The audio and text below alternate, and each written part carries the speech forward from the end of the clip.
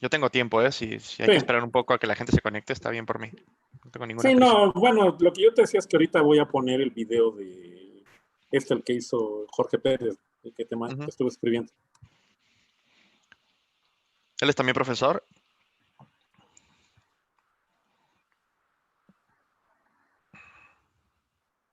Bueno,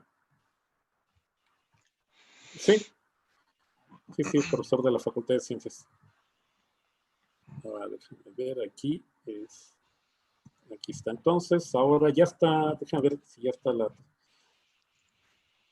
déjame ver si está la transmisión ya en vivo aquí.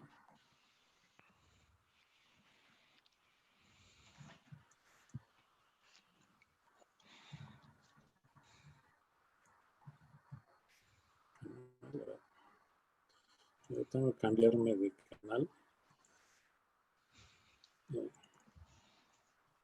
¿Y cómo conectas Zoom con YouTube? Está una opción ahí en Zoom, ahí viene en una parte donde te dicen. Ah, Por eso,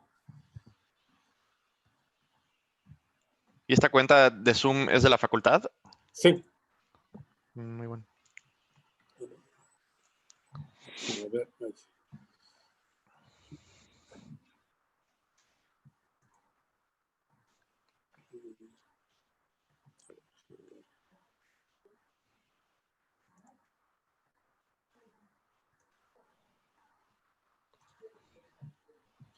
Un momento aquí porque no me deja. A ver. ¿Y esta liga de Zoom no la publicas? Lo voy a publicar, pero para preguntas. Ah, claro.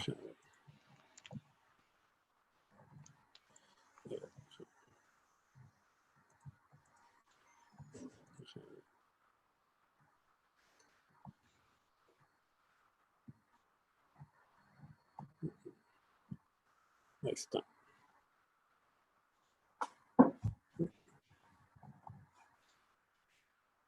Bueno, creo que ya está. Entonces,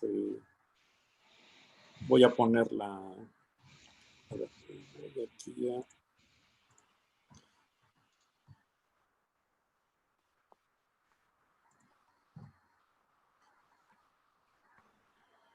a ver, voy a dejar de compartir y voy a poner el video de. Sí.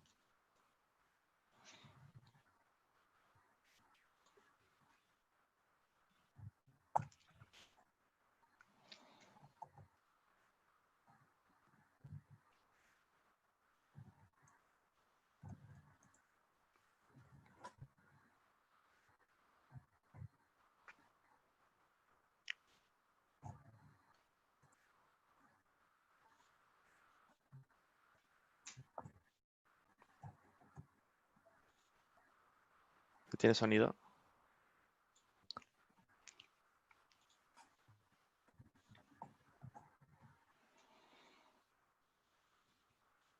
Ujú. Sí, tengo.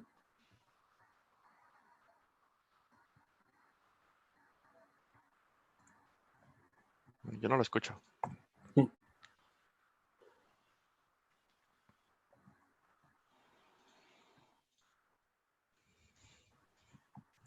No, sí.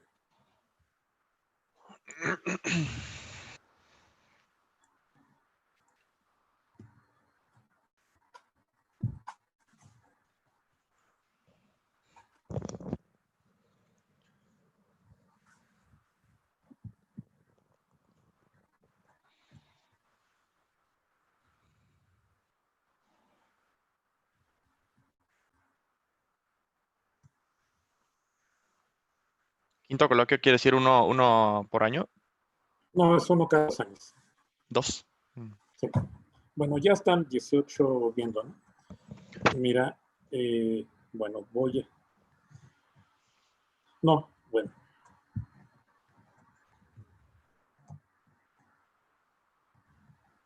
A ver, Entonces primero compartes tú la dejo pantalla y de... luego yo. Sí, sí, yo ahorita te voy a empezar a ver ya. Déjame ver.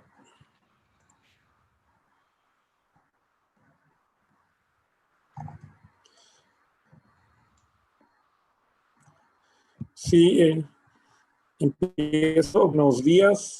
Esta es la actividad inaugural de las conferencias virtuales sobre energías renovables.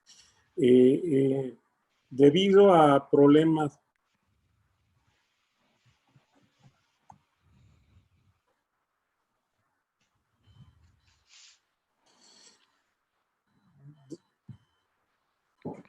Sí, debido a problemas que tuvimos con el canal original de YouTube, tuvimos que cambiarnos. Y bueno, pero ahora ya estamos transmitiendo bien. Ya vimos que tenemos 31 personas conectadas.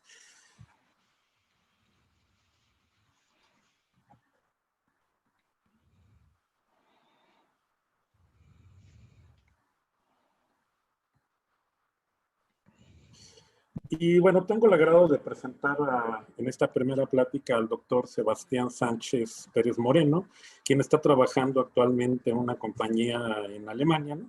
Él hizo el doctorado en la Facultad de Ciencias. Licenciatura.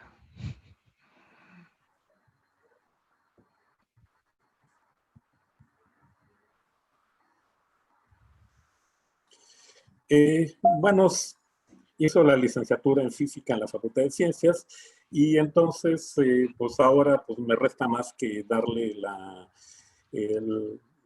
palabra, ¿no?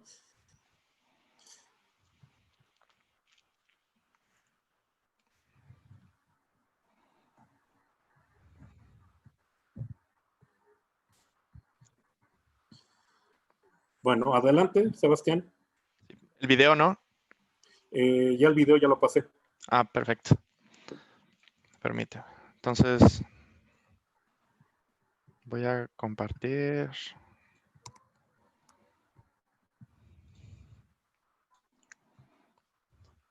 Lo que ya no sé es si la gente me ve o no.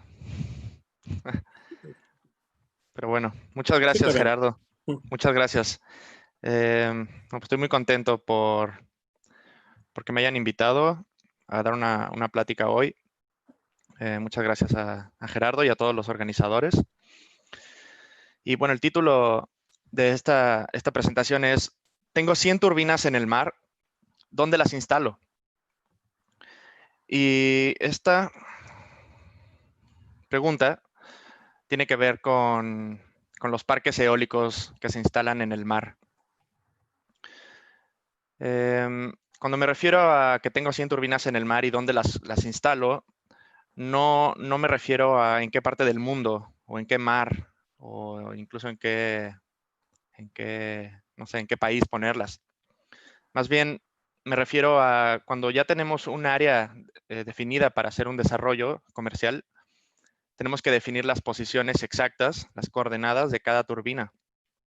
Y pues es un problema muy, muy complicado del diseño y en eso me voy a enfocar hoy. Entonces, pues esta es una foto de una planta instalada en el mar del norte de Europa. Yo trabajo en el diseño de estos parques. Y bueno, para dar una pequeña introducción, primero, pues quiero remarcar el gran potencial que hay de la energía eólica marina en todo el mundo. Realmente casi todas las costas tienen recurso eólico y bueno, en muchas de ellas es muy favorable para hacer estas instalaciones. Hay otros factores que juegan un papel también, como la profundidad del mar y las instalaciones eléctricas que hay cerca de la costa, pero potencial hay. Aquí hay una imagen de todos los proyectos de energía eólica marina que están ya sea en planeación, en construcción o en desarrollo, nada más en el mar del norte de Europa. hay más en el sureste asiático, en mares de China, pero aquí pueden darse una idea, porque esta tecnología, digamos, nació en esta región del mundo, y pues este es nada más un plan para los próximos 10 años. Imagínense en los próximos, o sea, antes del 2050, ¿no? Esto va a estar retacado completamente de parques. Bueno, los parques, al menos el parque más grande del mundo, me refiero a una planta de energía eólica marina.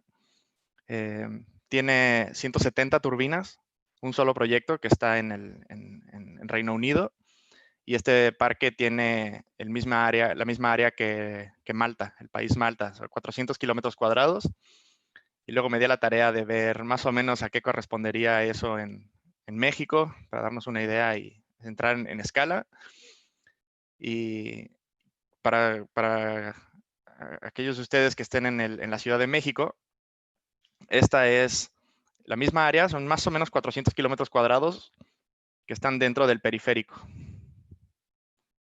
Para que se den una idea, imagínense un proyecto renovable que abarca este espacio, ¿no? En la Ciudad de México. Son verdaderamente tamaños monstruosos. Bueno, por otro lado, los parques de energía eólica pues son, bueno, el diseño de estos parques es un problema complejo porque es muy multidisciplinario. Aquí hay un pequeño, vamos a quitar la turbina por ahora, pero pueden ver que para diseñar una planta se tiene que tomar en cuenta diferentes aspectos, ¿no? que están gobernados por diferentes ramas de la ciencia, de la física. Las condiciones oceánicas, voy a poner este mostrador. Las condiciones oceánicas, las condiciones atmosféricas, por supuesto, marcan exactamente qué se debe hacer. La economía, las finanzas, los mercados juegan un papel muy importante. Toda la producción energética, la transmisión a tierra y la colección de la electricidad entre las turbinas. La hidrodinámica, porque las turbinas están instaladas en el fondo del mar. Hay que estudiar bien el fondo marino. Logística para operaciones y mantenimiento. Y bueno, la transmisión, como ya mencioné. Entonces, todos estos subcomponentes y todas estas disciplinas interactúan entre sí, a veces favorablemente, a veces no tanto entre sí, y eso es lo que hace más complicado este problema. Entonces, vamos a ir poco a poco explorando unas de estas.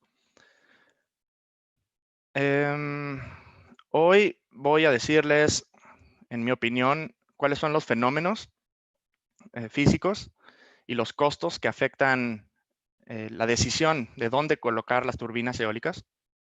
A ver si recuerdan, el título es ¿dónde voy a instalar, dónde voy a poner mis turbinas eólicas? Entonces, primero hay que ver qué es lo que afecta, qué es lo que influencia esa decisión. Luego, cómo se puede modelar estos fenómenos, cómo los integramos para, ya verán para qué, para poder diseñar un solo parque tomando en cuenta todas estas disciplinas, y cómo los podemos optimizar. También les voy a dar una introducción a la optimización matemática. Entonces voy a empezar por fenómenos y costos. Digamos que el principal, ¿cómo decirlo? El principal factor que determina si un parque está bien o mal diseñado es la aerodinámica entre las turbinas, la interacción aerodinámica entre turbinas.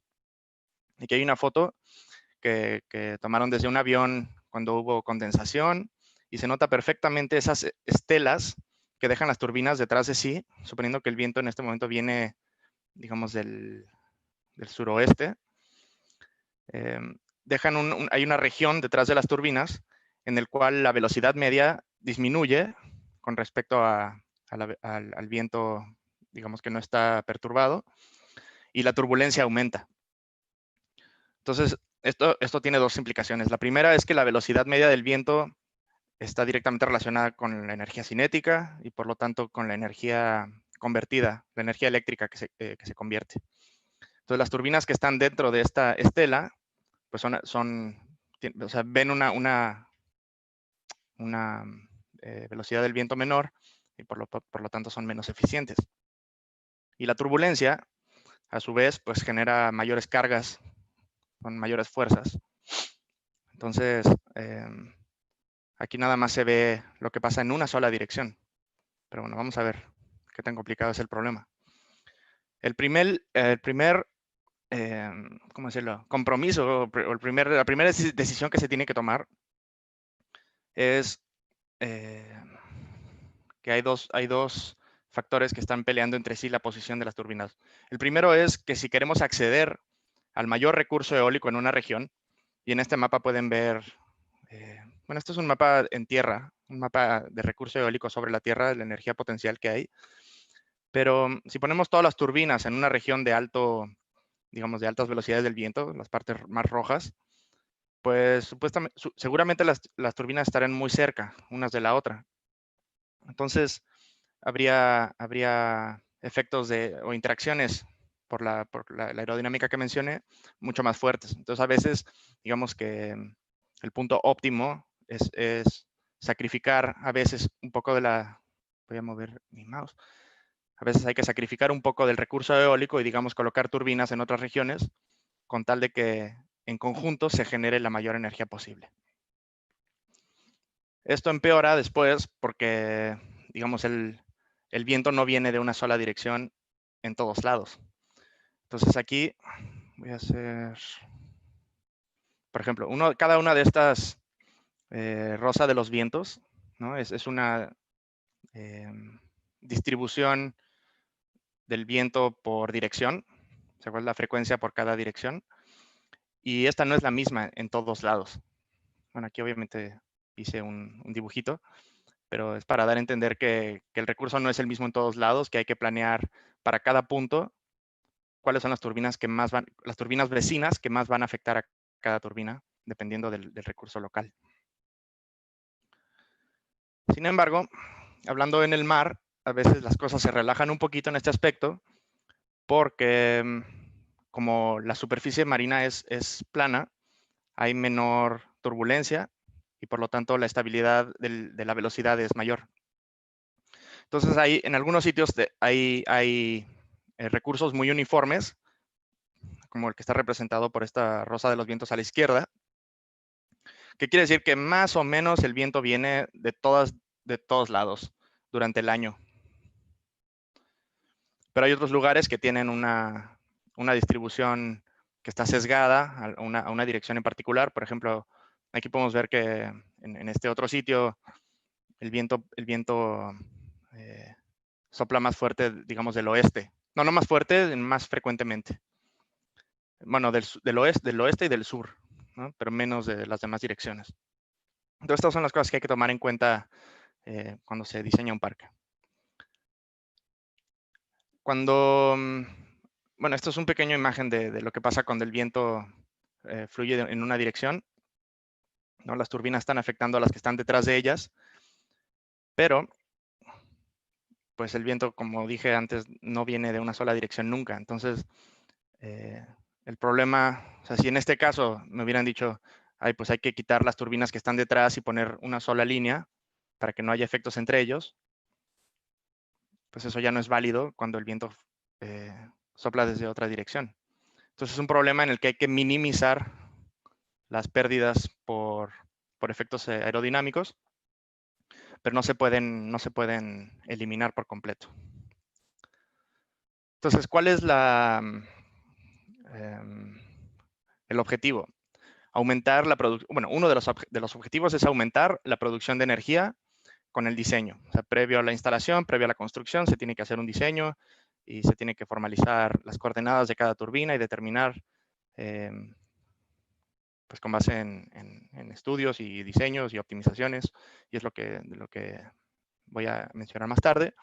Pero si se quiere aumentar la producción de energía, en principio, si el viento viene en este caso digamos, de la izquierda abajo, lo que queremos es sacar a las turbinas de la estela de otra turbina vecina.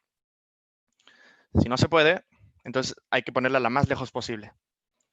Cuando la turbina se aleja, entra en una zona de la estela en la que hay, bueno, digamos, la velocidad del viento se recupera, porque por la misma turbulencia hay ¿cómo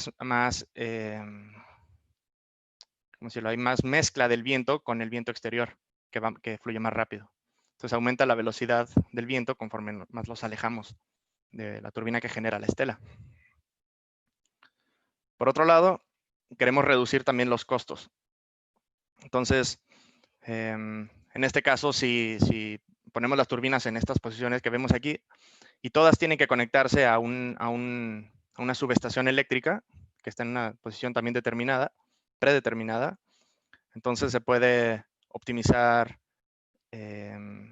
claro, la posición de las turbinas o más bien aunado a la topología de los cables eléctricos. Y bueno, esto es un rápido ejemplo de cómo se pueden reducir los costos en una disciplina, pero también hay que considerar otras que ahorita voy a explicar. En todo caso, si queremos, digamos, hacer este balance entre maximizar la energía y reducir los costos, nos conviene entonces hacer esta división. Bueno, es un poco burdo, pero queremos calcular una sola cantidad que determina el rendimiento de la planta.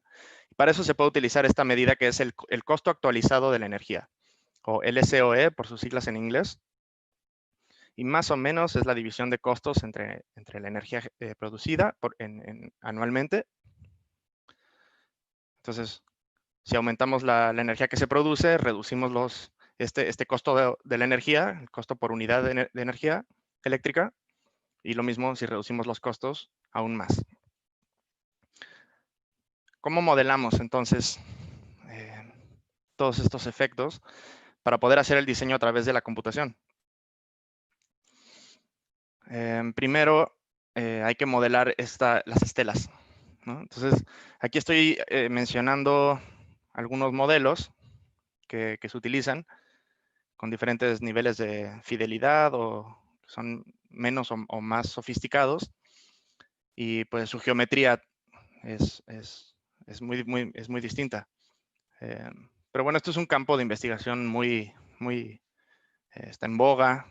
Hay muchos institutos que tratan de desarrollar modelos más precisos. Algunos modelos no son válidos en el mar, otros modelos no son válidos en tierra, otros modelos son más precisos con cierto tipo de turbinas que con otros. Entonces, no hay un solo modelo que domine a todos. Por no decir que el tiempo de ejecución también juega un rol muy importante, ¿no? Por ejemplo, el modelo Jensen, que se puede ver aquí. De hecho, voy a poner aquí. El modelo Jensen, que reduce la estela a un área geométrica muy definida, pues es un modelo muy sencillo y muy rápido. En cuestión de minutos se puede calcular la eficiencia de un parque, o sea, es decir, de un diseño de las posiciones de las turbinas, mientras que hay otros modelos que puede tardar horas porque toman en cuenta otros efectos no lineales, ¿no? de la aerodinámica. Pero bueno, déjame quitar esto. Pero también hay otros modelos que ya tardan días, si no es que semanas en calcularse, porque usan la computación, ¿cómo se llama? CFD o dinámica computacional de fluidos. No, dinámica de fluidos computacional. Y pues estos modelos, aunque dan mucha información de la física, de cómo se mueve el viento, hacia dónde, perdón, realmente son inútiles para optimizar una planta. O sea, no podemos analizar un diseño, analizar la energía que produce un diseño en días, si luego tenemos que hacer un cambio, iterar, ¿no? Necesitamos modelos más rápidos. Por eso es que hay una carrera para desarrollar modelos que son llamados ingenieriles, para poder optimizar y poder iterar y evaluar muchos diseños más rápido. Los costos del sistema eléctrico de recolección, que son los cables eléctricos que se conectan, bueno, la topología de los cables que se utilizan para recopilar la energía en subestaciones eléctricas, pues también hay varios métodos para minimizar la longitud de los cables. Los cables tienen un precio por metro y bueno, también entre mayor longitud, mayores pérdidas eléctricas. Entonces, a veces se utilizan métodos, digamos, rápidos, como el problema del viajante.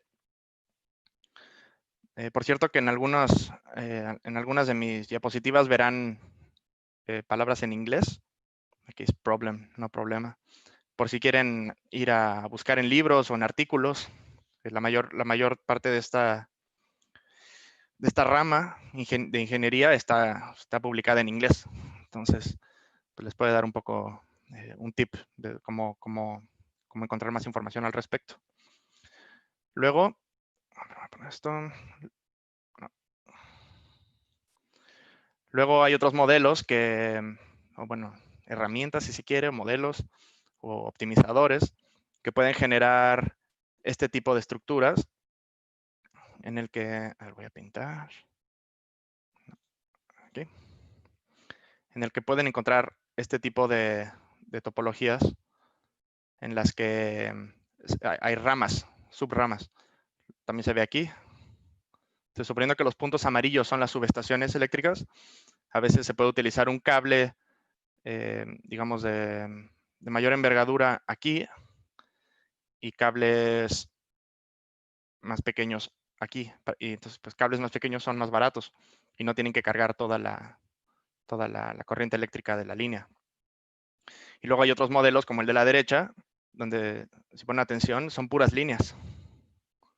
Todos estos. Entonces, estos son cables que tienen que cargarle la electricidad de todos estos números de turbinas. Y bueno, aquí menciono rápidamente que también hay otras variables que juegan un papel, pero bueno, hoy que nos estamos enfocando en dónde poner las turbinas, pues no voy a hablar de ellas. Son como la dimensión de los cables, hay que decidirlas también. Dónde instalar la subestación eléctrica tiene implicaciones en sus costos por la profundidad del mar. O a veces la mejor topología implica que la subestación eléctrica se puede acercar más a ciertas turbinas, por ejemplo, o a lo mejor podemos poner 2 o más subestaciones en lugar de una. En fin, no todo se puede, no. En principio todo lo querríamos optimizar al mismo tiempo, pero bueno, a veces tenemos que tomar decisiones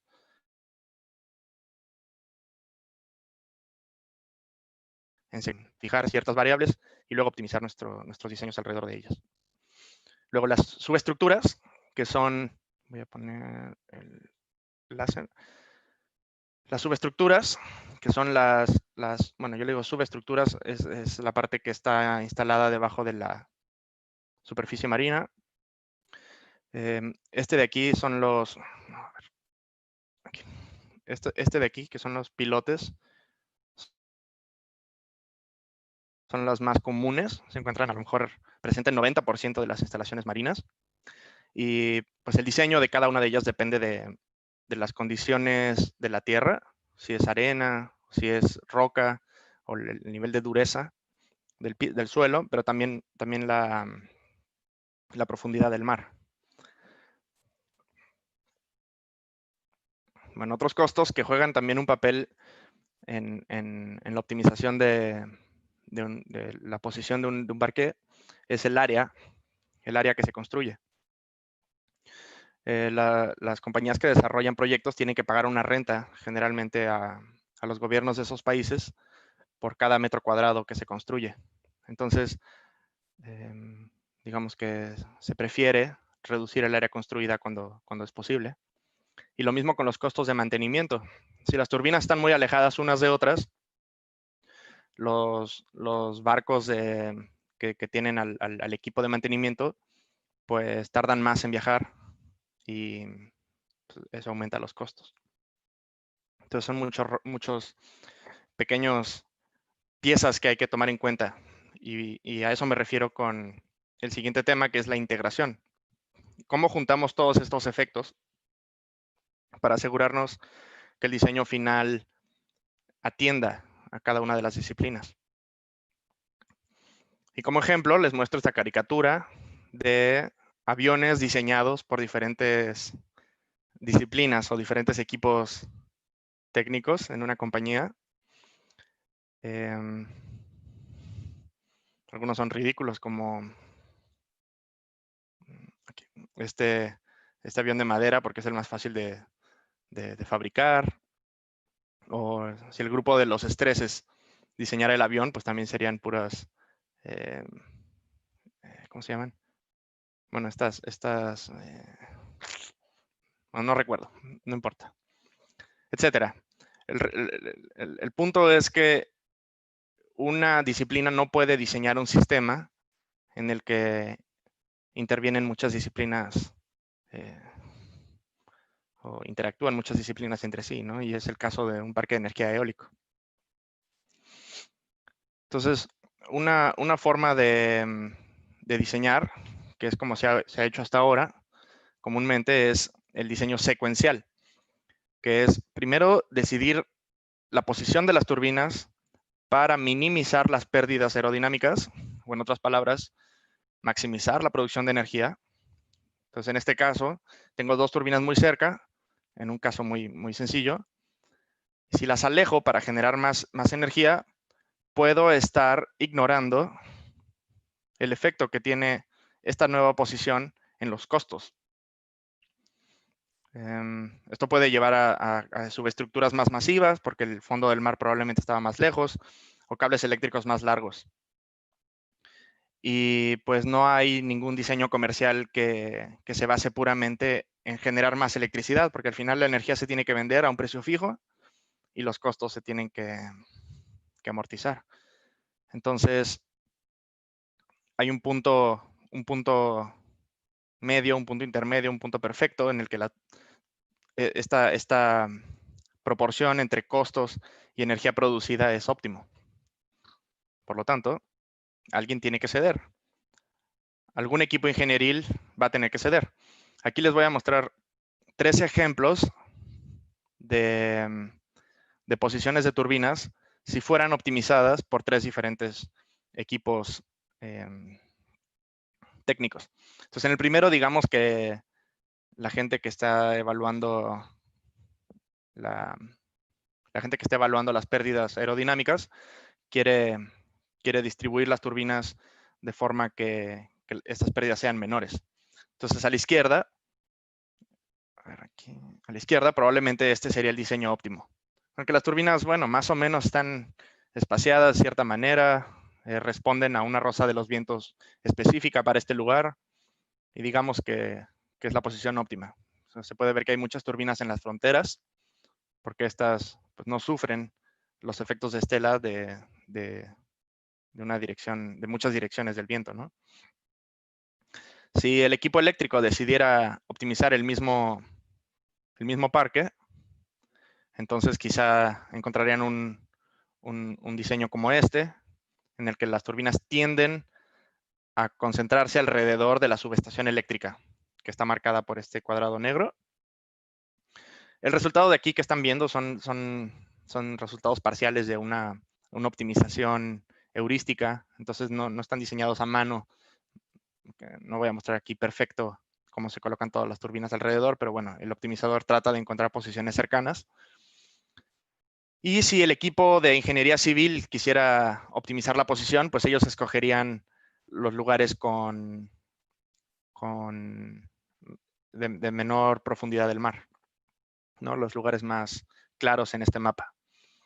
Pero bueno, los dos mapas de la derecha, estos dos diseños más bien, conllevan grandes pérdidas de energía, porque las turbinas están muy cerca entre sí, y queremos evitar eso. Y al mismo tiempo el de la izquierda ignora la profundidad del mar o ignora los costos de los cables eléctricos. Entonces, ninguno de los tres es óptimo. Entonces, ¿cuál es la solución? Una técnica que se llama MDAO, que por sus siglas en inglés es una técnica para hacer diseño, análisis y optimización multidisciplinaria de cualquier sistema. Entonces, van a ver, esto es una técnica general. No, de hecho, se inventó en la rama de aviación, en la industria de fabricación de aviones. Y pues no es nada más que conectar diferentes modelos computacionales entre sí para que las entradas de datos y salidas de datos se conecten, ¿no? Y se ejecuten en secuencia estos modelos y al final se calcule una función que determina el rendimiento del sistema completo. En este caso, como mencioné antes, el LCOE.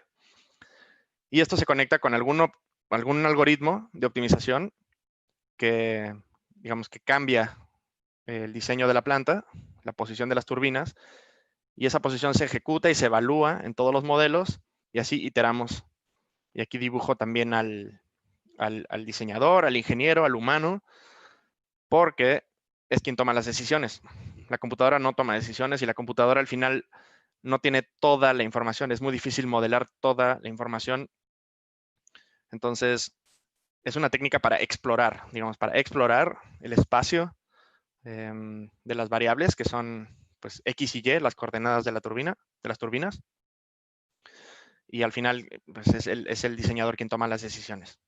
Entonces aquí, bueno, esto es una caricatura muy burda, pero aquí les muestro un ejemplo más, pues, más realista de qué modelos y qué datos se pueden compartir entre modelos.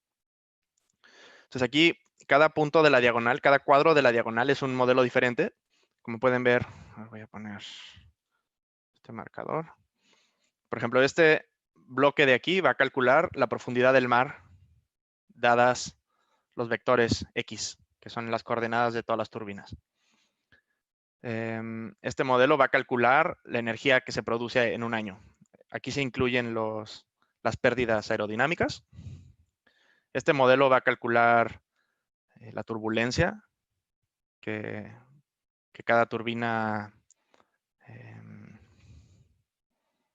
digamos, la turbulencia generada por las turbinas vecinas en cada posición. Este modelo de aquí, este completo modelo va a optimizar o minimizar los costos del sistema eléctrico.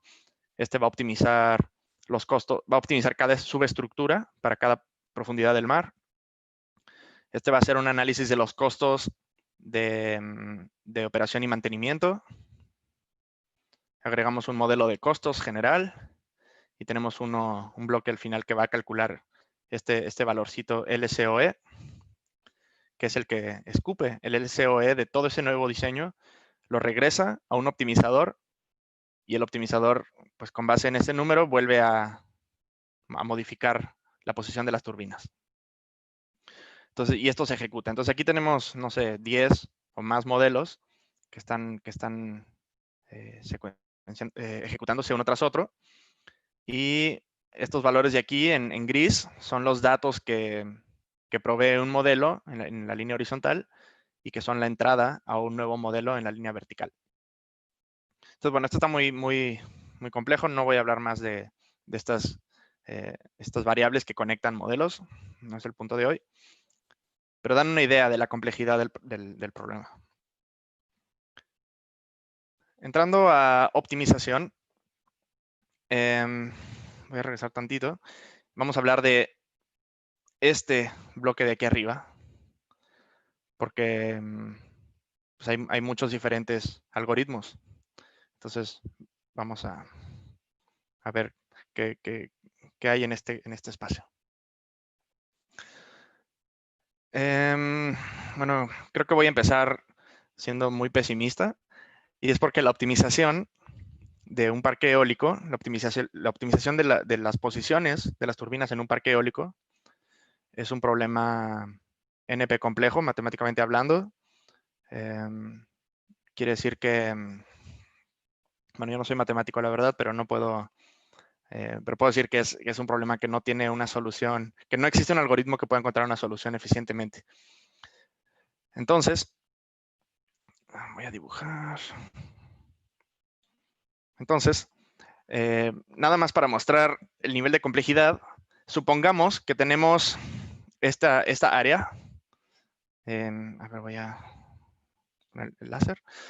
Digamos que tenemos esta área y tenemos estos puntos azules, simbolizan una turbina que está instalada, cada uno de estos. Ahora, imaginemos que quitamos la turbina del centro, una sola, y evaluamos la eficiencia del parque según dónde la ponemos. ¿Okay? Entonces vamos a mover esta turbina en cada uno de estos puntos, en cada píxel, y vamos a calcular la eficiencia del parque. Entonces una eficiencia de 1 es el parque no pierde, o sea, con respecto a la turbina estando aquí, una eficiencia de 1 es el parque no tiene pérdidas, y 0 es se pierde toda la energía de esa turbina. Entonces, pues vemos que si la turbina se pone muy cerca, se instala muy cerca de cualquier otra turbina, aparecen estas manchas azules, porque son los lugares más ineficientes. Pero si la ponemos más lejos, por ejemplo, en este borde, o acá arriba, o aquí a la derecha, abajo, en estos lugares se minimiza los efectos de la estela. Entonces, viendo esta imagen de lado, podemos ver que aparecen estos picos en los que si pusiéramos la turbina ahí serían los lugares más eficientes. Lo que quiero decir aquí es que nada más el problema de poner una turbina se ve así de feo. Quiero decir, este espacio, digamos, tridimensional es muy difícil de optimizar porque tiene muchos picos, ¿no? No es una función suave, casi como una parábola en la que todo el mundo encuentra fácilmente el mínimo o el punto óptimo. Hay muchos, se llaman mínimos locales, o bueno, en este caso máximos locales. Y además, hay muchos puntos, probablemente 3, 4 o 5 de estos, en los que la eficiencia es la misma. Ajá. Entonces, ni siquiera existe un solo diseño que supere a los demás. O probablemente hay uno, probablemente este de aquí arriba sea el mejor de todos, pero por muy poco. A lo mejor digamos, la ventaja de ponerla aquí respecto a aquí es menor que la incertidumbre misma del modelo que está haciendo estos cálculos. Ahora imagínense que queremos mover todas las turbinas. No sé cuántas hay, 80 o algo así. Es un problema. Si tenemos X y Y para cada turbina, pues tenemos 160 coordenadas, 160 variables, y pues es como más o menos esta horrible imagen, pero en 160 dimensiones. Entonces, ¿qué hacemos? Pues, como dije hace rato, conectamos un optimizador que genera un diseño de la planta en cada iteración. Los modelos de costos y de energía hacen su trabajo, proveen este valor de LCOE o sea, burdamente el costo por unidad de energía producida, y el optimizador trabaja, itera una y otra vez hasta que converge a un mínimo, porque es lo que se trata de encontrar, el diseño que minimiza el costo por unidad de energía.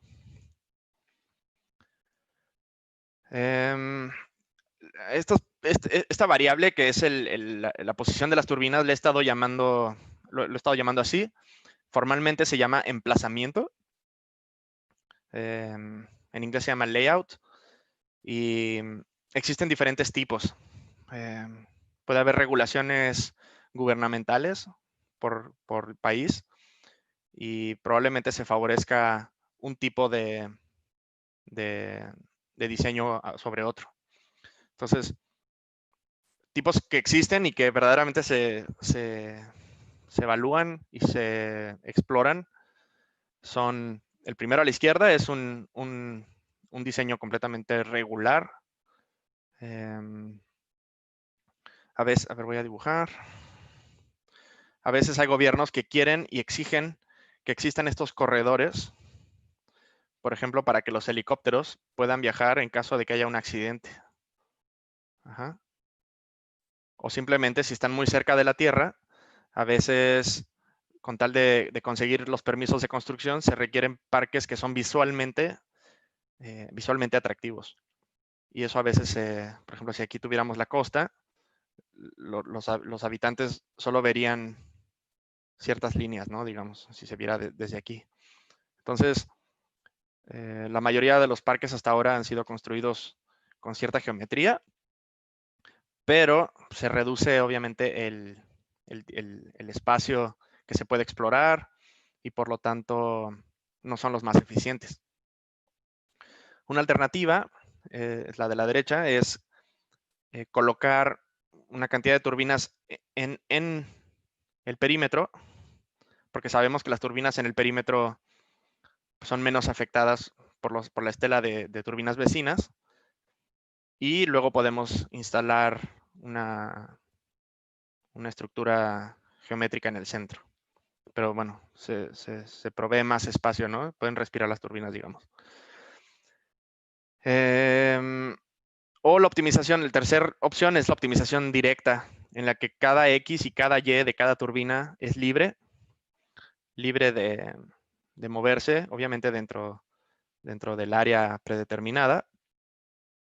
Y bueno, estos son los modelos que suelen encontrar las eficiencias más altas, porque todas las turbinas son libres de moverse donde quieran, y los permisos para estas plantas generalmente se otorgan en parques más alejados de la Tierra, donde visualmente no es importante su aspecto.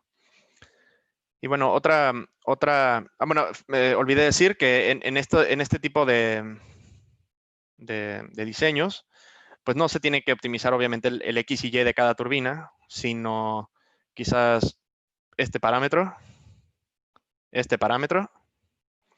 y probablemente este ángulo, ¿no? Digamos, con 3 o 4 parámetros podemos generar cualquier diseño geométrico y no estamos buscando 160 parámetros como es en este caso, o 200, no sé cuántos. Y otra opción que reduce también el espacio de búsqueda es, como en el cuarto ejemplo, es discretizar las posiciones en las que puede haber turbina. Entonces vemos que es un diseño irregular, en el sentido de que las turbinas no están muy alineadas entre sí. Bueno, aquí también lo dibujé mal, pero no necesariamente tiene digamos, la simetría del primer diseño. Entonces, cuando reducimos el espacio a ciertas posiciones, que son todos estos puntos, pues es más fácil buscar una solución, pero al mismo tiempo es un problema de optimización muy complejo porque son puras variables discretas y las turbinas no pueden moverse libremente. Entonces, cada uno de estos pues tiene un optimizador, bueno, no uno, o sea, quiero decir que hay optimizadores que son más adecuados para cada uno de estas parametrizaciones. La búsqueda de la posición de las turbinas está restringida, para empezar. Y no podemos simplemente hacer un diseño, digamos, que abarca un área gigantesca. Primero porque hay permisos gubernamentales y las áreas predeterminadas están fijas. Uno no se puede salir de las fronteras. Y luego en el norte de Europa me ha tocado trabajar en proyectos en los que hay que evitar barcos hundidos y bombas sin detonar. Son remanentes de la Primera y Segunda Guerra Mundial. Y es impresionante. El mapa marino del mar del norte de Europa está lleno de elementos que a veces ni siquiera se sabe qué son, pero muchas veces se sabe que son barcos o bombas sin detonar. Y ahí se dejan. Entonces, obviamente, no se puede instalar ninguna turbina en un radio alrededor de estos objetos. También pues, está lleno de oleoductos, cables eléctricos que están también enterrados,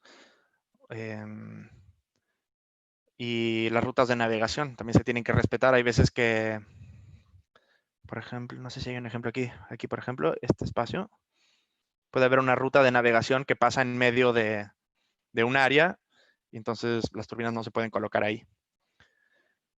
Bueno, por no decir que también se tiene que mantener una distancia mínima entre turbinas. Uno, obviamente, es para que no haya colisiones entre sus hélices, las aspas, pero también para reducir las cargas y las fuerzas que generan una en otra por la turbulencia. Entonces les voy a contar tantito de qué métodos existen. Uno de ellos es la optimización con descenso por gradiente, en el que al modelo que evalúa la energía generada se le encuentra el jacobiano o todas sus derivadas respecto a todas las variables, que en este caso X y Y de cada turbina, y se utilizan métodos pues, que buscan donde la derivada es cero, ¿no? Entonces, generalmente se da, bueno, siempre se tiene que definir una posición inicial, y generalmente lo que se encuentra es que digamos, el diseño final o donde convergen estos algoritmos es muy similar al inicial. Entonces aquí lo que hago es mostrar que cada turbina se mueve un poquito en algunas direcciones, pero se nota que el diseño final está muy influenciado por la selección, por el diseño inicial. Entonces lo que hay que hacer es repetir este proceso muchas veces con diferentes diseños iniciales. El diseño inicial puede estar informado por la experiencia o puede estar hecho al azar completamente. Pero como vimos, bueno, no voy a regresar, pero bueno, sí puedo rápido. Como vimos aquí en esta imagen, un optimizador por gradiente, si una turbina empezara, digamos, ¿dónde estaría? Aquí. Digamos que la turbina empieza aquí, pues si es un optimizador por gradiente, pues subiría y acabaría aquí. Pero no hay forma de que este brinque a otro pico, ¿no? Sí, que fuera mayor. Entonces, por eso hay que empezar con diferentes posiciones iniciales y ver dónde terminan. Entonces, voy a regresar aquí. Entonces, estas son las optimizaciones con descenso por gradiente. También estos métodos pues, son muy rápidos, porque ya cuentan con el gradiente, a menos que se tenga que calcular, por ejemplo, con diferencias finitas, en cuyo caso cada diseño se tiene que evaluar por lo menos 3 veces para calcular bueno, no 3 veces, o sea, 3 veces por cada variable. Entonces, bueno, tienen sus ventajas y sus desventajas. Otros métodos o algoritmos son los heurísticos. Estos no están basados en ningún gradiente y buscan, vamos a ver, voy a quitar esto, y buscan la posición óptima pues con diferentes mecanismos, si se quiere. 2 ejemplos son la búsqueda por patrón, que es el algoritmo más común, que se encuentra más comúnmente en software dedicado al diseño de parques eólicos. O, por ejemplo, simulación de recocido. Lo tuve que buscar la traducción en español porque se conoce como Simulated Annealing. No voy a explicar ahora qué es, pero les voy a enseñar un video. Vamos a ver. Ay, no me digas que no se ve. A ver, aquí está.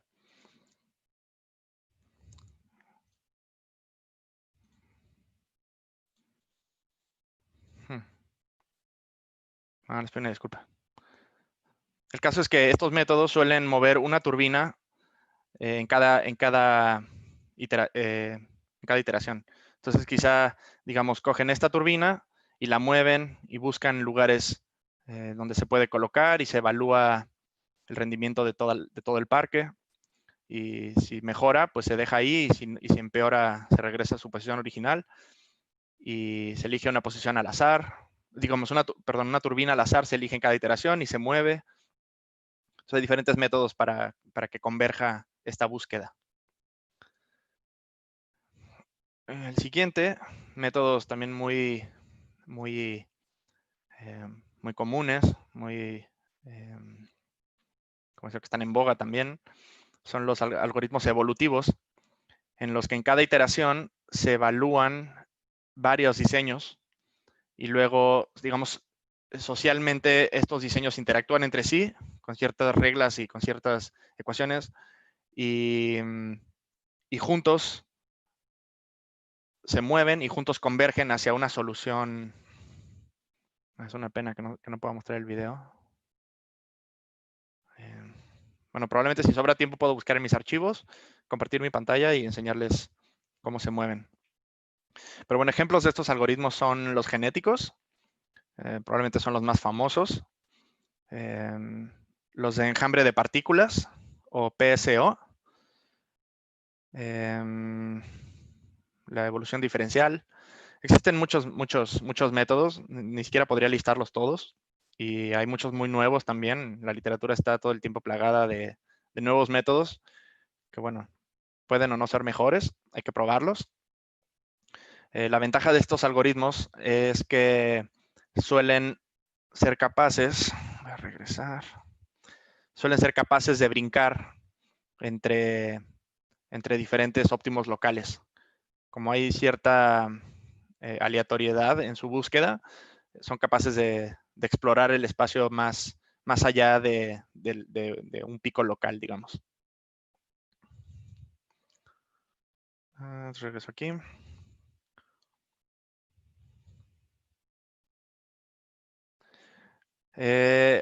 Aquí muestro un estudio que muestra cuántas funciones se tienen que evaluar según la cantidad de variables, cuando aumentan la cantidad de variables, es decir, la cantidad de turbinas que se tienen que optimizar. Entonces, los modelos, más bien los algoritmos que usan los gradientes analíticos, tienen la mejor tendencia, digamos, de escalabilidad, ¿no? Se necesitan muy pocas más número de evaluación de funciones conforme aumenta el tamaño del parque. Luego está seguido por los gradientes con diferencias finitas. Y al final los otros optimizadores que mostré, los heurísticos y los evolutivos, son los que peor escalan cuando aumentan el número de turbinas. No importa qué método se utilice, una sola optimización nunca jamás puede ser confiable o no se puede tomar ninguna decisión con una sola. Siempre se tiene que hacer un estudio, se tiene que modificar un poquito los parámetros, se tiene que ejecutar cada uno varias veces para poder obtener cierta distribución digamos, del valor óptimo que se puede alcanzar para saber que no fue un golpe de suerte, ¿no? Y bueno, no para acabar, pero otra cosa muy importante que hay que mencionar es que el diseño de un parque eólico, en mi opinión, no se puede optimizar. Es un problema matemático tan difícil y en muchos años nunca se ha podido demostrar que hay un algoritmo que encuentre digamos, el diseño óptimo. Y todos vivimos con eso, todos lo aceptamos. El propósito es mejorar el diseño que se puede hacer manualmente o con optimizadores muy sencillos. Se puede aumentar la complejidad del problema para tratar de encontrar diseños más eficientes. Pero yo creo que nunca vamos a encontrar el más eficiente cuando hablamos de parques grandes, ¿no? De 100 o 70 turbinas. En tierra es más fácil, porque son proyectos generalmente más pequeños. Se puede hablar de 20 o 10 turbinas. Y aún así, yo creo que es matemáticamente difícil afirmar que se ha encontrado el mejor diseño. Estoy viendo el tiempo, me voy a apurar a mostrar unos puntos adicionales que quiero mencionar antes de terminar. Y esto es que este método multidisciplinario para diseñar parques, obviamente también no depende de dónde se instale un parque eólico. En tierra sucede lo mismo, solo que tenemos otras restricciones y otros modelos. Así como hay modelos que tienen que modelar el flujo del viento en terreno complejo. También se tiene que observar, digamos, dónde hay caminos de acceso a las turbinas. A veces es necesario que la turbina esté cerca de una de estas calles o avenidas para que se puedan instalar, o quizá hay áreas donde no se puede instalar nada. Quizás los vecinos, no sé, hay algún vecino que le interese más que, digamos, rentar su predio que otro. La influencia visual y la influencia también del ruido. Todos estos son parámetros que afectan el diseño óptimo de un parque. Y luego, peor aún, se espera que en el futuro se puedan mezclar o combinar diferentes tipos de turbinas en un mismo parque. Ahora no, porque pues, la fabricación de las turbinas se tiene que hacer a escala y, digamos, las compañías que las producen no están dispuestas a adecuar o adaptar una turbina a un sitio, pero se especula que pueda ser posible esto en el futuro, si se hacen turbinas más modulares, por ejemplo. Entonces, pues el problema aumenta de la complejidad. Ya tenemos una variable más, ¿no? ¿Qué turbina poner en cada posición? ¿O de qué tamaño? ¿O de qué altura? Las plantas flotantes, también 100% seguro que van a suceder y van a abrir un mercado mucho mayor al actual. Pero las turbinas flotantes, pues se mueven debido a las olas, debido a las corrientes, debido al viento. Y pues cuando se mueven, afectan el efecto de estela, ¿no? Detrás de ellas.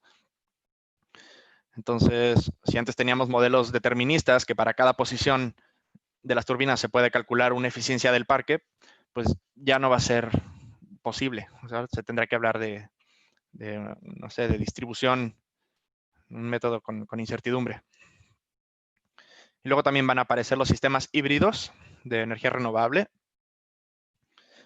Incluso en el mar se puedan, digamos, al mismo tiempo explotar las olas o el recurso eólico con el viento. Entonces, más variables todavía. Quiero mencionar rápidamente estas 4 herramientas que son software abierto hechas por Laboratorio de Energías Renovables en Estados Unidos y la Universidad Técnica de Dinamarca. En mi opinión, son pues, las 2 instituciones que están al frente de la investigación en energía eólica académica, y ellos publican todo su software y sus códigos que utilizan para modelar y optimizar las plantas. Se pueden descargar libremente, o sea, nada más entran a buscador y ponen cualquiera de estos. Y hay que aprender a manejarlos, pero tienen manuales, tutoriales. Son códigos que están escritos en Python, todos ellos.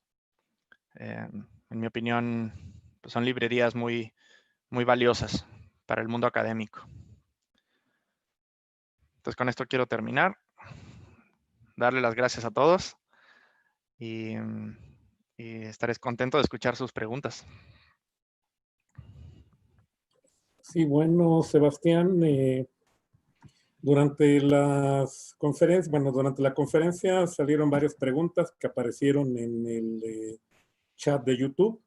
Qué bueno. Tú no las ves, pero te las voy a plantear. Mira, seguramente ahorita van a ver más. Bueno, dice Iván Alejandro Salinas, buen día. Ante este panorama tengo 3 preguntas. Una, ¿cuáles son las etapas de diseño y construcción a rasgos de un proyecto offshore?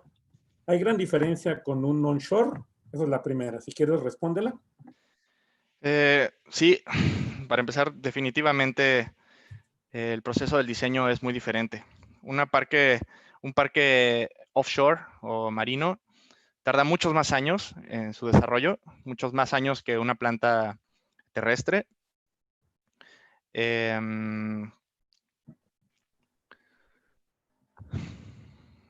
Digamos, como mencioné antes, las plantas terrestres tienen menos turbinas generalmente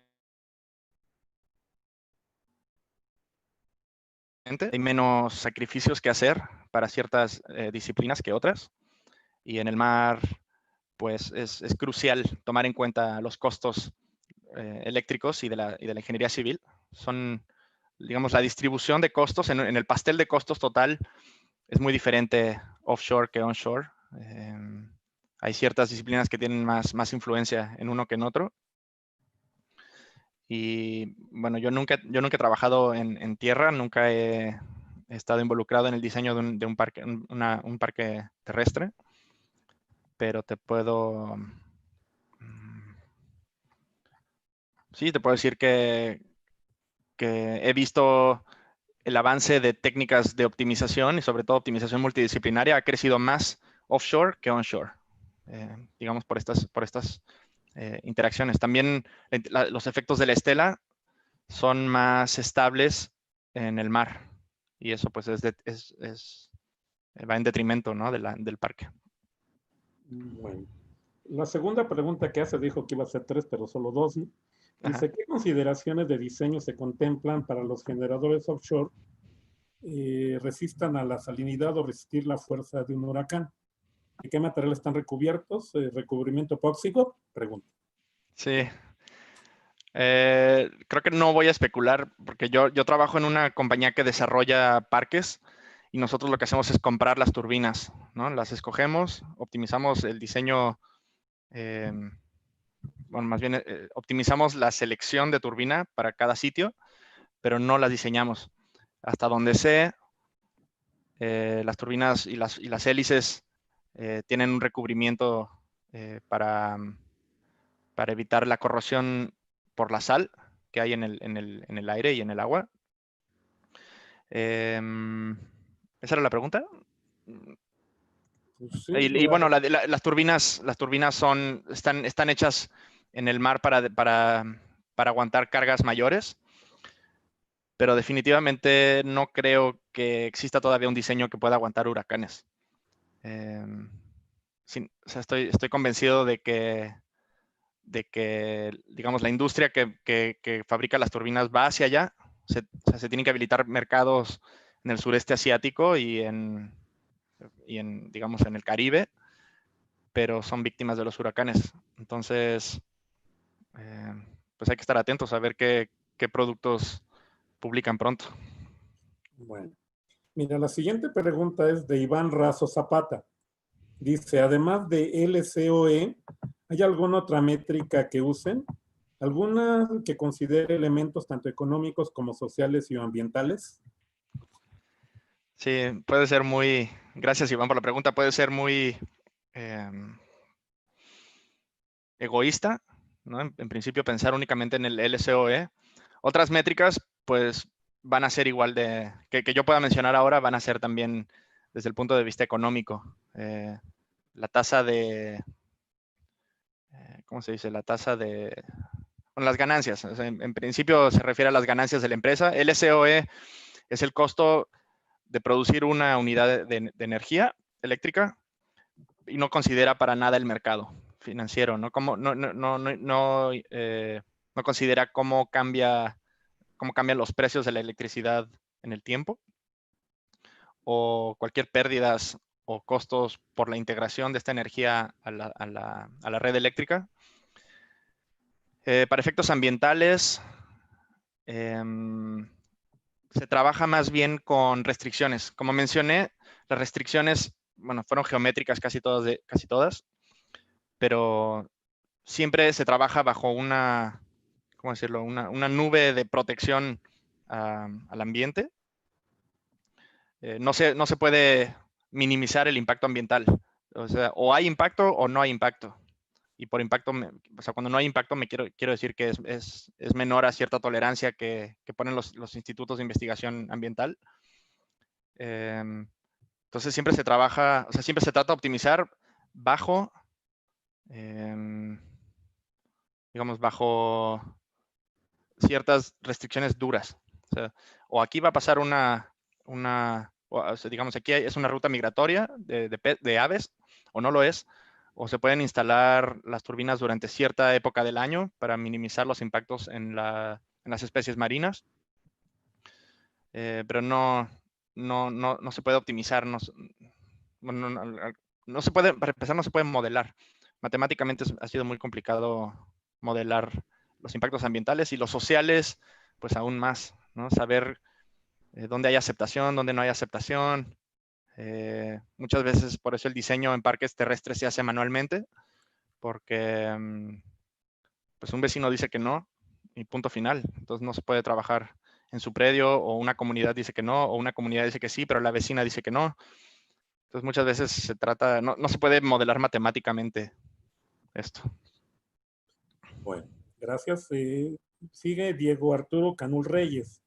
Aproximadamente, ¿cuál es el porcentaje de pérdidas por estelas?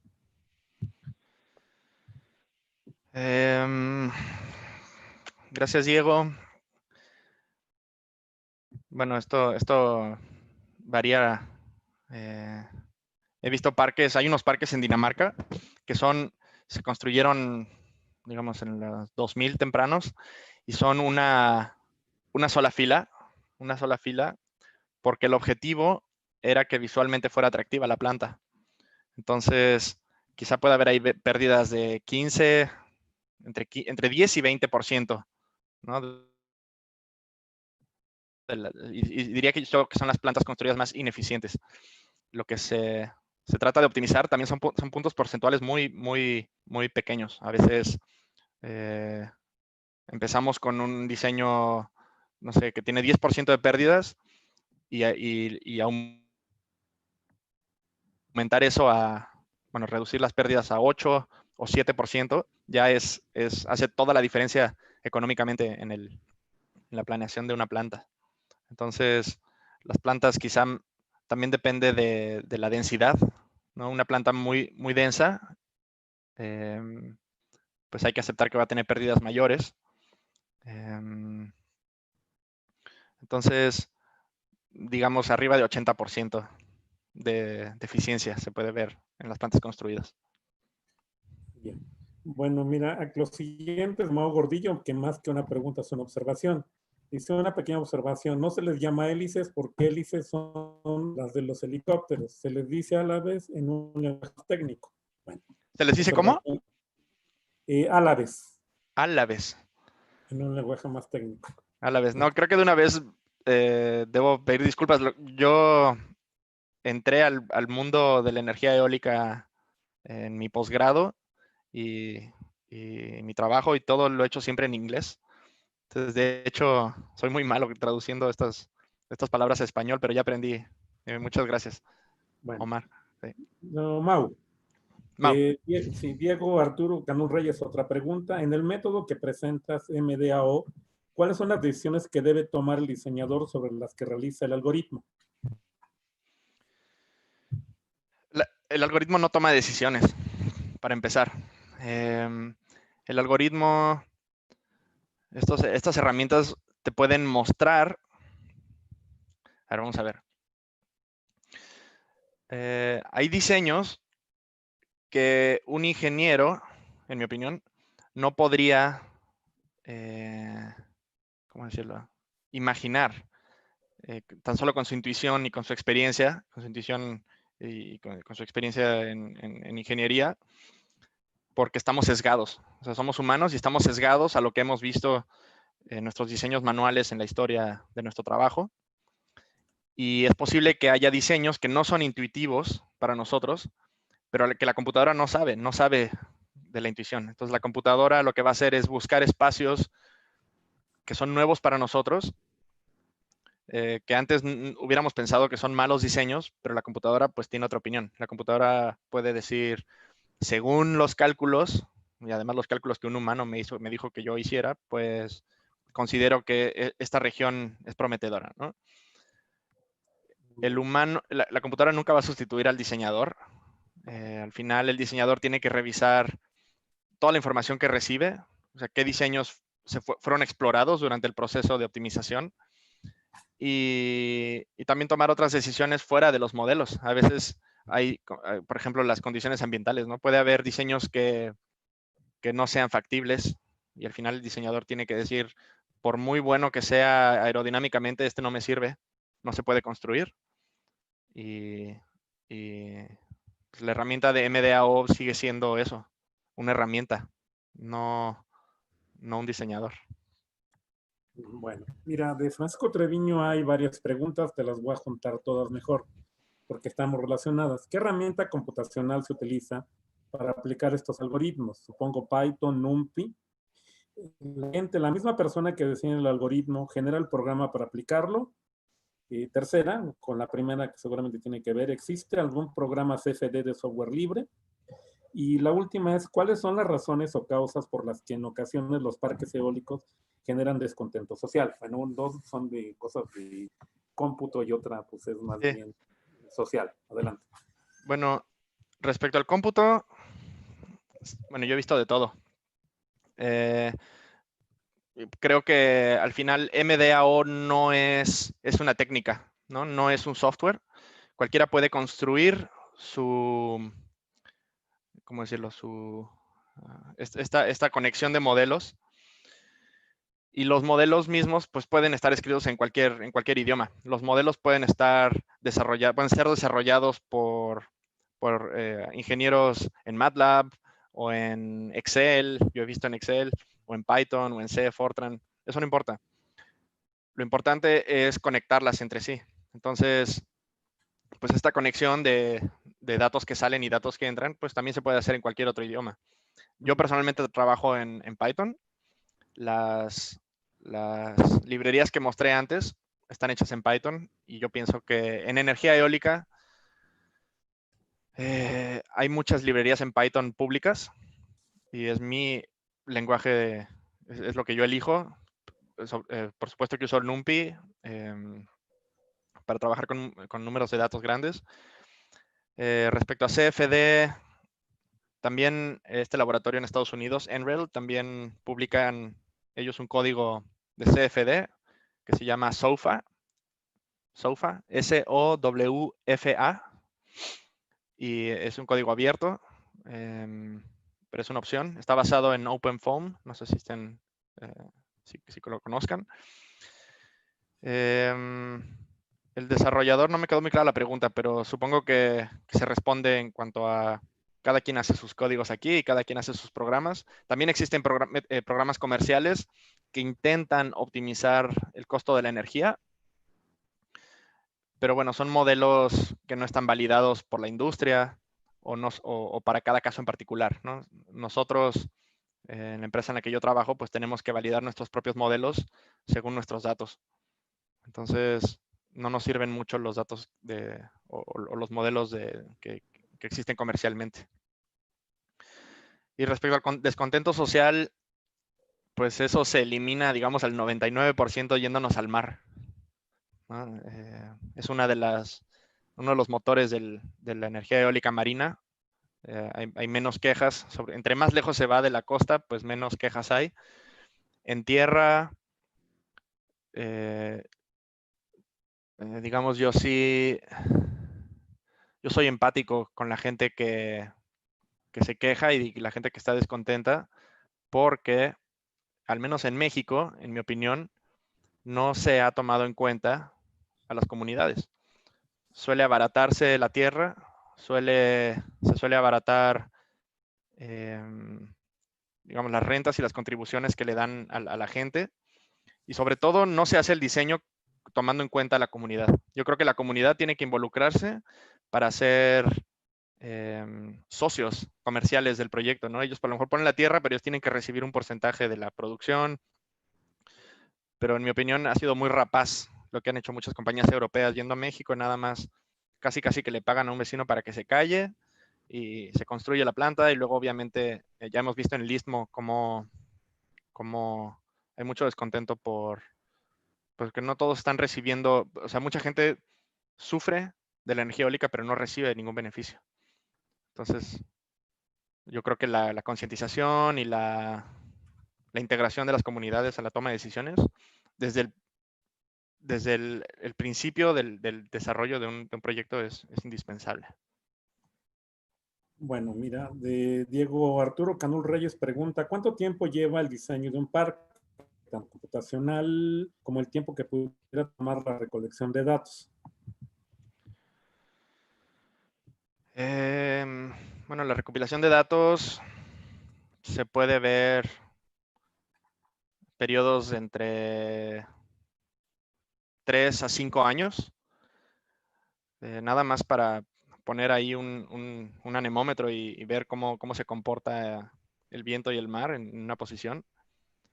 Pero a veces esa información ya está disponible porque hay un parque cercano, entonces se puede saltar esa fase. El proceso del diseño, es que hay varias fases del diseño. Primero se hace un diseño exploratorio rápido para ver si es factible o no hacer una planta ahí, económicamente hablando.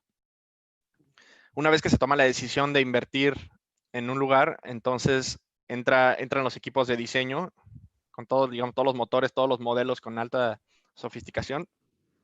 Y eso puede tardar un año.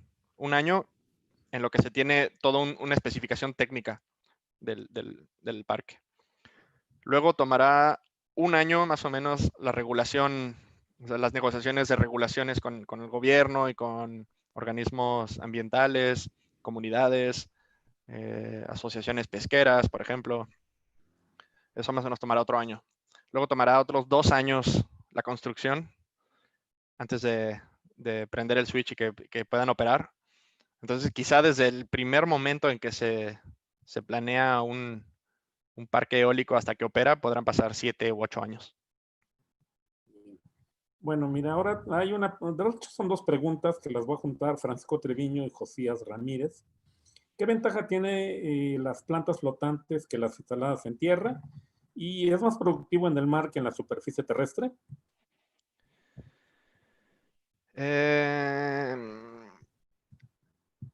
A ver, en el mar el viento sopla más fuerte. Entre más lejos estemos de la costa, generalmente hay mayor recurso eólico. Entonces ya solo por eso se puede decir que las plantas son más eficientes. O sea, si pones la misma turbina en tierra o en alta mar, para empezar el diseño de la turbina va a cambiar, pero el recurso es mayor. Entonces se accede no gratis, pues es muy caro también toda la instalación marina, pero se acceden a recursos más altos. Eso mismo me lleva a decir que las turbinas flotantes tienen esa otra ventaja, que se pueden instalar más lejos de la Tierra porque no hay que hacer una subestructura submarina. Entonces, con las turbinas flotantes, pues en principio es eso, poder ir más lejos, acceder a nuevas áreas, a nuevos recursos eólicos mayores. Desventajas, es que ahora son desventajas, pero probablemente con la investigación que se viene no lo serán, no lo serán, que son la incertidumbre que generan las mismas estructuras flotantes. No se sabe si van a aguantar 25 años en una posición, si no va a haber mayor tasa de fallas en todo el sistema. Bueno, por ahora obviamente hay muchas desventajas que más bien son, se puede decir que son incógnitas, pero hay muchas ventajas, eso sí. Bueno, mira, hay un comentario aquí, ¿no? Emanuel González Sarmina del Instituto Tecnológico de La Laguna, del Tecnológico Nacional de México. El SENAS terminó temporalmente paro de pruebas preparativas para centrales eléctricas y fotovoltaicas, argumentando confiabilidad, seguridad, continuidad y calidad del set. Bueno, eso es un comentario nada más, y eso tiene que ver con México, ¿no? Déjame ver, aquí habían algunas más que no las copié, a ver. Dice, de Iván Alejandro Salinas, otra pregunta, ¿cuál crees que sea la principal limitante para que América Latina aproveche este potencial eólico? Bueno, por ahora es la tecnología. Por ahora, como dije hace rato, no hay turbinas diseñadas para resistir huracanes. Y además, pues, la profundidad del mar, al menos en el Pacífico, es muy grande. Se necesitan turbinas flotantes ahí. Y además que aguanten huracanes. Entonces no es poca cosa lo que se pide. Yo creo que políticamente pues hay que esperar, hay que esperar. O sea, América Latina también tiene más espacio en tierra, a diferencia de Europa. Europa tuvo que ver al mar porque Europa es muy chiquita y ya no caben las turbinas. Ya cualquier turbina que pongas va a quedar cerca de alguna casa o de alguna comunidad. Pero América Latina sí tiene vastas áreas vacías donde se pueden instalar turbinas sin que nadie las vea. Probablemente o sea, mientras se desarrolla la tecnología para ir más lejos en el mar y en lugares más propensos a huracanes, habrá que primero explotar en tierra. Yo creo que sí hay espacio en América Latina. Bueno, mira, dos preguntas más, porque hay muchas, hubo otras, pero se repiten, ¿no? Ajá. Esta es interesante. ¿Se conoce de algún caso donde el cambio climático haya disminuido la productividad de algún parque eólico? No que yo sepa, yo creo que no, yo creo que todavía no. Lo que sí sé es que hay una investigación en camino, al menos en una universidad en Holanda, en la que se está investigando qué efectos se esperan del cambio climático en los parques eólicos. Puede ser positivo, puede ser que aumente el recurso eólico en ciertos lugares, pero también puede ser que disminuya en otros. No creo que el cambio climático es tan gradual, al menos en el impacto que se pueda medir en un parque eólico, que yo creo que hasta el momento nadie se ha tomado la molestia de hacer ese estudio. Bueno, y finalmente y eso es interesante porque se refiere a México, ¿se puede construir un parque eólico en aguas mexicanas? Sí, sí, por supuesto que sí. Yo he escuchado ideas bueno, he leído por ahí que se puede especular que puede haber parques eólicos en el Golfo de México y en el Mar de Cortés. No, definitivamente sí. O sea, te puedo decir que Japón, China, Taiwán, Nueva York, Brasil están, pues, bueno, en algunos ya se están construyendo unos parques eólicos, en otros se están, pues, haciendo estudios de factibilidad. En mi opinión, yo no veo por qué no. No veo por qué no pueda llegar esta tecnología a México cuando exista. Es un sí rotundo. Bueno, pues con esta pregunta terminamos esta conferencia. Solamente me resta darles una información de la siguiente plática, que es el día de mañana. El día de mañana va a hacer una exposición la doctora Vanessa Fierro Pastor de la Universidad de Lorena en Epinal, Francia, ¿no? En este caso, la plática se va a hacer por la plataforma Teams de Microsoft debido a algunos problemas de seguridad que, bueno, los institutos de investigación, algunos franceses o de otros países también, pues imponen ciertas restricciones para la transmisión de eventos de este tipo, ¿no? Esa es la razón. Entonces, pues yo, bueno, más tarde le estaremos enviando la liga para que se comuniquen, ¿no? Posiblemente haya que instalar algún software, pero pues mañana estaremos aquí a la misma hora. Muchas gracias por todos, por haber participado y también agradecemos a Sebastián por el apoyo, por esta plática interesante. Además, bueno, Sebastián pues estudió en la Facultad de Ciencias, es originario de Oaxaca y pues es una zona donde tiene un potencial de energía eólica muy importante. Bueno, gracias. Solamente si quieres decir algo, Sebastián, antes de despedirnos. Pues nada más que hay mucho potencial también para investigación en este campo. No todo está resuelto, no se sabe todo, siempre se necesitan manos nuevas y estudiantes y profesionistas y investigadores todo el tiempo. Entonces, muchas gracias, Gerardo, por la oportunidad, de verdad. Estamos a tus órdenes siempre. Gracias. Bueno, pues hasta luego. Entonces, ahora sí, damos por terminada la plática. Gracias. Hasta luego. Hasta luego.